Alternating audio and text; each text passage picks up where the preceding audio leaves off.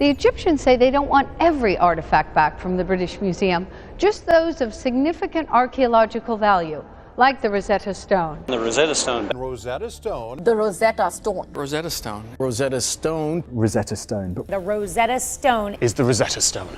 It was the key to understanding Egyptian hieroglyphics, and it is one of the most precious and valuable treasures of the British Museum. The Rosetta Stone, the key that unlocked ancient Egyptian hieroglyphs, has just been reanalyzed using cutting-edge AI and ultra-precise 3D scanning. And what researchers are discovering could completely change how we understand its message. For centuries, experts believed the stone carried a straightforward decree issued in 196 BC. But now AI is detecting subtle carvings, erased symbols, and layered engravings invisible to the human eye. Until now. These hidden details suggest something shocking. The original text may not be as official or as simple as we once thought. Some lines appear altered, others deliberately modified. So what was the original message, and why would anyone change it? Let's break down what the AI discovered and why historians are rethinking everything. Make sure you stay till the end, because this changes more than just a translation. It changes history. The stone that rewrote history. More than 2,000 years ago, deep inside a workshop somewhere in ancient Egypt, a group of highly trained scribes picked up their tools and began carving a message into a slab of dark granodiorite rock. They were not carving for themselves. They were carving for kings, for priests, for future generations, for an audience they could not name and could not imagine. And what they left behind would sit buried, cracked, and silent beneath the Egyptian soil for nearly 15 centuries, until one summer afternoon in July of 1799, a French soldier's spade struck something hard in the mud near the Egyptian port town of Rosetta. Napoleon Bonaparte's army had swept into Egypt the previous year, fired by imperial ambition and fueled by a near-obsessive fascination with the ancient world. Embedded alongside the soldiers was a team of scholars, scientists, artists, and engineers, men tasked with cataloging every aspect of Egypt's extraordinary past. They sketched temples, measured pyramids, hauled artifacts back to waiting ships, and when that spade hit stone near the town known today as Rashid, no one on the site understood what had just been uncovered. But here's what nobody expected. The soldier didn't find gold, he didn't find a hidden tomb or a lost city beneath the sand. He found a broken, irregular slab of rock covered in 3 different kinds of writing. It was stained, battered, and incomplete, missing its upper corners, fractured along one edge, unremarkable almost. And yet, hidden inside those 3 parallel layers of ancient language carved into the same surface was the key to unlocking a mystery that had defeated every scholar in the world for 1,500 years.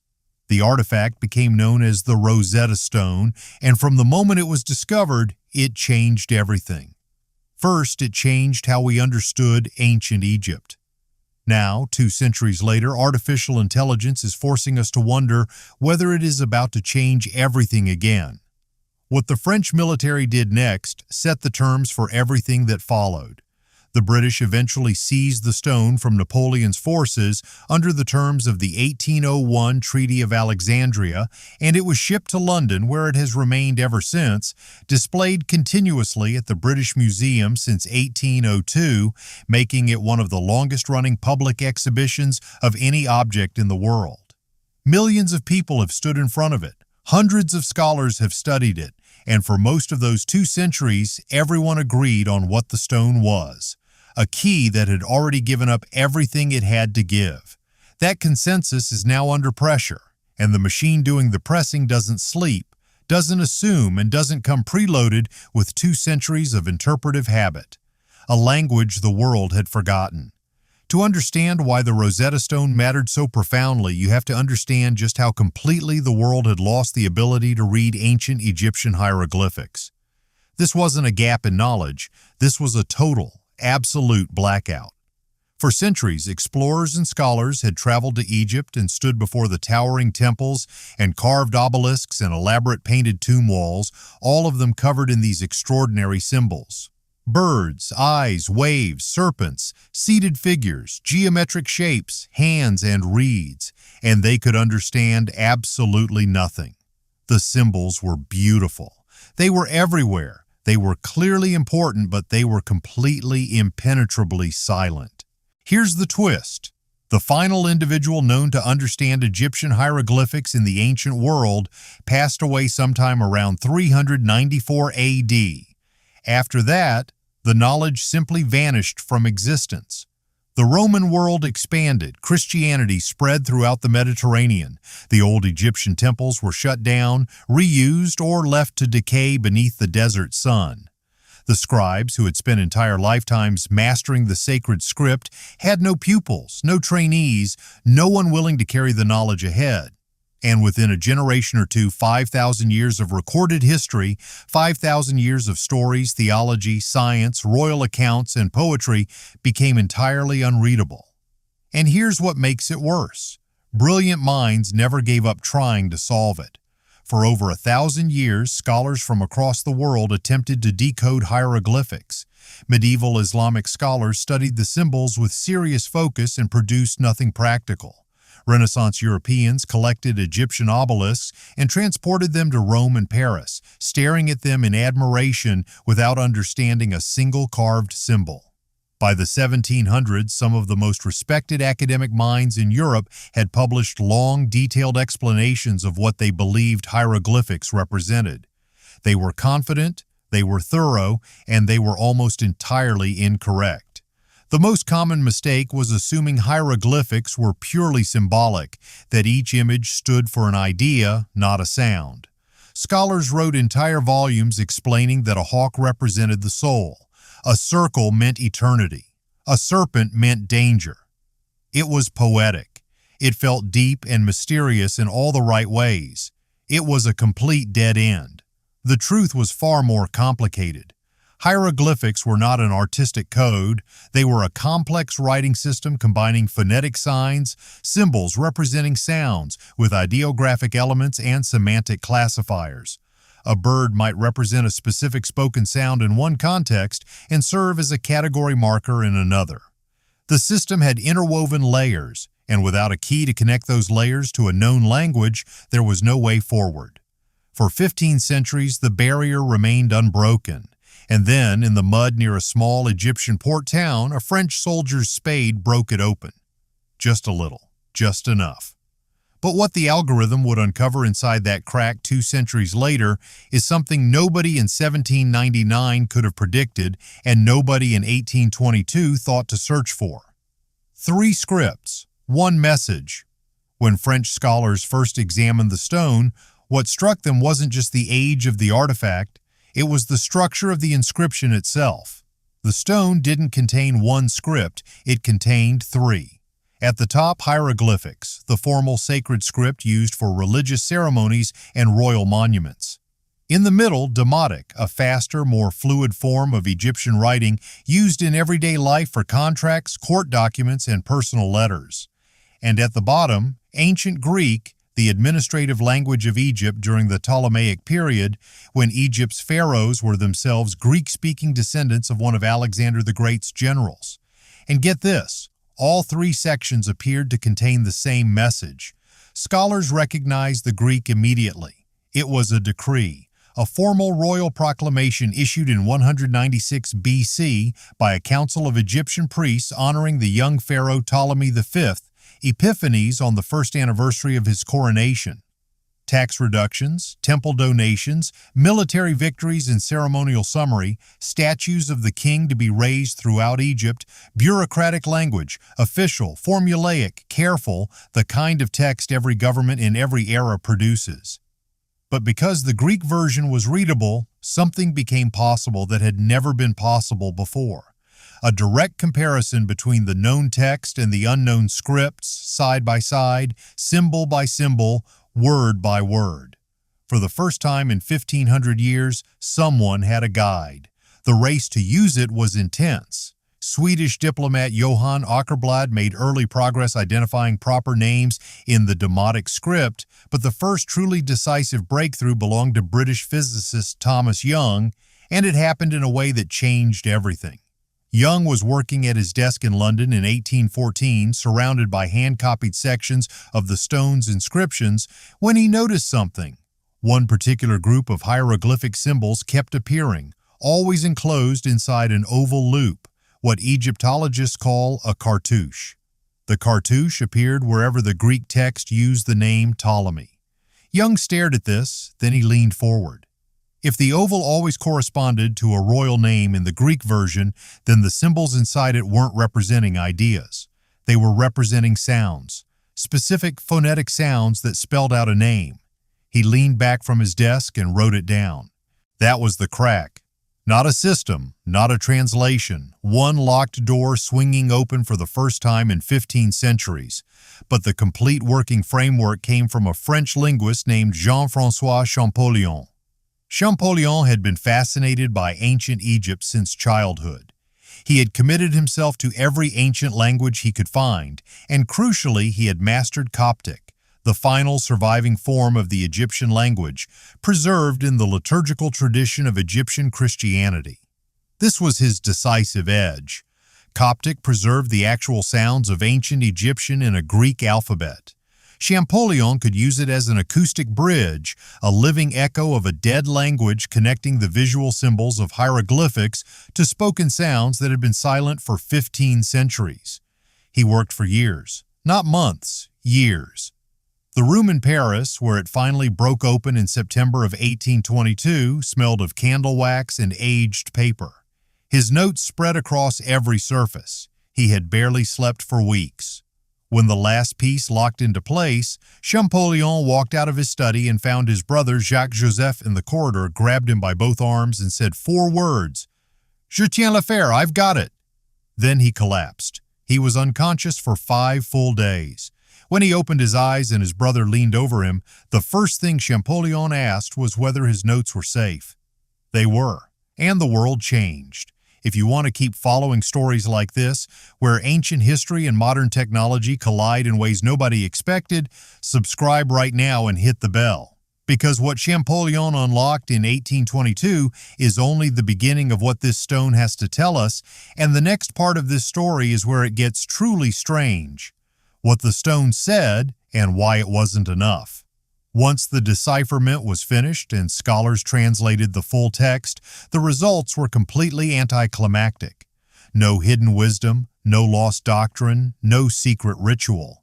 The Rosetta Stone, the artifact that had unlocked the entire written world of ancient Egypt, was itself just a bureaucratic record, a priestly council formally honoring a teenage king on the anniversary of his coronation, tax policy, temple donations, military campaigns, and ceremonial summary. Case closed. For 200 years that conclusion held. Textbooks repeated it. Museums displayed it. The Rosetta Stone was historically invaluable as a linguistic key and personally unremarkable as a document. Everyone agreed. Everyone moved on. But here's what nobody expected to happen in the 21st century. A computational linguistics model would turn its focus to that same text, the same decree everyone had read, translated, cited, and archived, and reveal something that 200 years of human scholarship had completely missed. The algorithm didn't agree that the stone was unremarkable, not even close. The AI enters the room. This is where the story stops being history and starts becoming something else entirely. A research team led by Dr. Marco Palla at University College London began a systematic computational analysis of the Rosetta Stone's trilingual inscription. Their approach was methodologically different from anything that had come before. Rather than translating the text, work that had already been done and refined for 2 centuries, the model was instructed to map statistical relationships between the 3 language versions simultaneously, treating the inscription not as a document to be read, but as a data structure to be examined. Dr. Palla described the first time the system returned its results as quietly unsettling. The team had expected either nothing, a confirmation that the existing translation was complete, or scattered noise. What the model produced instead was something with a structure. The flag divergences weren't spread evenly across the text. They weren't random, they formed a pattern that could be seen immediately once the output was visualized. He printed it out, according to colleagues who were present, and held it at arm's length for a long moment before saying anything. Then he said, "Run it again." It ran again. The flags appeared in the same places, the same category of passage, the same directional divergence between the Greek and hieroglyphic versions every time. And here's what the model identified, not in abstract statistical terms, but in plain, understandable language. In section 14 of the decree, the passage describing the king's donations to the temples, the hieroglyphic version uses a specific construction that appears 3 times in close proximity. In standard Egyptian ceremonial language of the Ptolemaic period, that construction appears once per passage. Repetition of that specific phrasing in priestly administrative texts signals a legally binding clause, a formal commitment carrying contractual weight, not merely honorific language. The Greek text at the same location uses a single honorific phrase, polite, routine, the kind of sentence a speechwriter produces on autopilot. So here is the gap, specific, concrete, and strange. Where the Greek says the king gave generously to the temples, the hieroglyphic section appears to say the king is obligated to give to the temples permanently, formally, and in a way that carries legal force under priestly law. That is not a translation difference. That is not grammatical variation between languages. That is a different message delivered in the same document at the same point to 2 different audiences. And here's what makes it genuinely strange. The divergences don't appear randomly throughout the text. The algorithm identified that they cluster in a specific category of passage, every instance where the decree touches the relationship between royal authority and priestly economic rights. In the passages about military campaigns and public construction, the 3 language versions align almost perfectly. But the moment the decree discusses temple authority, priestly land rights, and the limits of royal power over sacred property, that's where the model consistently identified structural divergences with no linguistic explanation. The system identified a pattern, a deliberate one, 17 instances, same category, same direction. What the patterns mean in ancient Egypt, layered communication in official texts, would not have been unusual if it was intentional. Egyptian scribes were among the most highly trained professionals in the ancient world. They trained for decades. They mastered not just the mechanics of writing, but the art of what scholars call diglossia, the ability to use language differently for different audiences within the same document. But here's the catch. No one had ever examined the Rosetta Stone through that lens before. The universal assumption was that the 3 scripts were faithful translations of each other, equivalents. The model didn't make that assumption. It treated the 3 versions as 3 independent texts and asked a simple question. Do they agree? They didn't, not always, and not in the places that mattered most politically. What the algorithm appears to have uncovered is a negotiation encoded inside a ceremony. Scholars have long understood that the Ptolemaic pharaohs were navigating an extremely delicate situation. They were foreign rulers, Greek-speaking descendants of a Macedonian general trying to maintain legitimacy with an ancient, deeply conservative Egyptian priestly class that held enormous institutional power.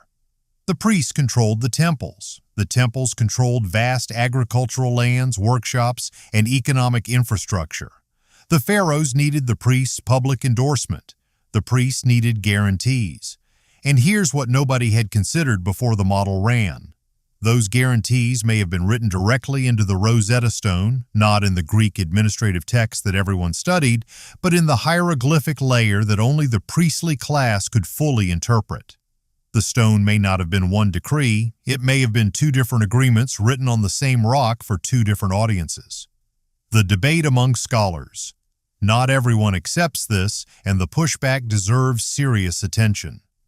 Several prominent Egyptologists have offered pointed critiques of the computational analysis.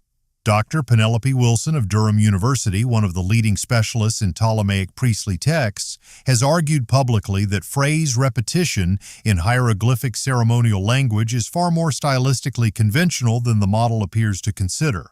Egyptian scribes used formulaic repetition as a rhetorical device, not necessarily as a legal or coded signal. Without a much larger corpus of comparable Ptolemaic-era priestly decrees analyzed by the same model under the same conditions, she argues the statistical baseline is too limited to support the divergence claims. The central objection is methodological. AI systems trained to detect patterns will find patterns, whether those patterns are meaningful or coincidental. A sufficiently powerful model applied to any ancient text will surface statistical anomalies. The question isn't whether anomalies exist, they always do. The question is whether they're intentional, and whether intent can be inferred by an algorithm working across a cultural gap of 2,000 years.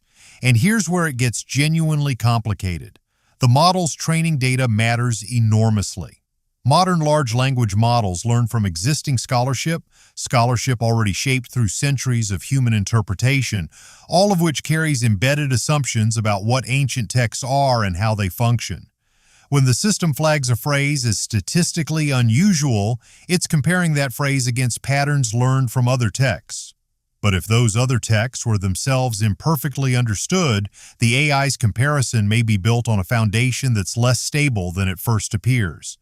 But wait, here's what even the skeptics have acknowledged. The model identified specific textual features, particular phrase clusters, particular cross-language divergences in passages about temple authority and priestly economic rights that the existing scholarly literature has not adequately explained using conventional linguistic analysis. The debate isn't whether those features are present, they are. The debate is what caused them, and that debate, which has been dormant for 200 years, is now fully active. If this story made you think differently about what we know and what we only think we know, subscribe and hit the bell. Every week we go exactly here, the place where the ancient world and the modern one collide and the answers stop being simple. The Rosetta Stone has been waiting 2,000 years to be properly and fully understood. Something tells us we're really only just getting started.